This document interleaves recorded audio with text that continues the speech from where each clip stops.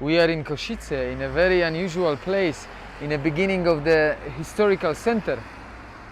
This was the place where we could enter to the old town 500 years ago, 600 years ago, and 200 years ago still. But what we see on the first plan is the hammer and sickle. This is the communist regime symbol, and this is something very unique for Slovakia, for Hungary, and for a few other countries in Central Europe. In Poland, you couldn't see ever this symbol anymore. It's not allowed to show it publicly. So this is the grave of many Soviet soldiers who liberated Kosice in 1945, February. And liberation, of course, was at the same time occupation.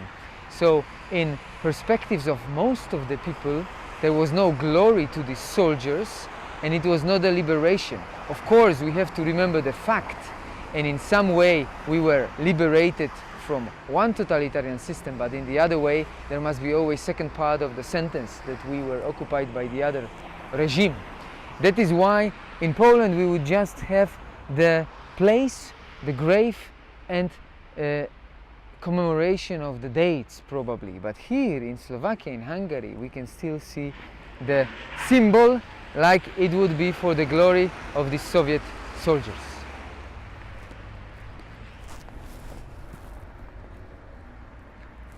Здесь похоронен красноармеец, in Russian language, of course, in a Cyrillic. Here is lying a Red Army soldier, and the date 45. This was the date of the liberation, that was occupation. And there are over 20 graves here in this place.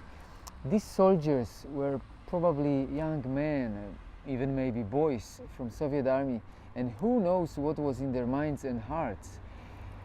The problem with the wartime is that very often we generalize. There were so many situations, and the tragedy of the war is such hilarious, then it's really hard to say the degree of the responsibility. And very often some of these soldiers could be quite friendly and have quite friendly approach to the locals, but of course they had orders from the heavy-head communists to do what they have finally done.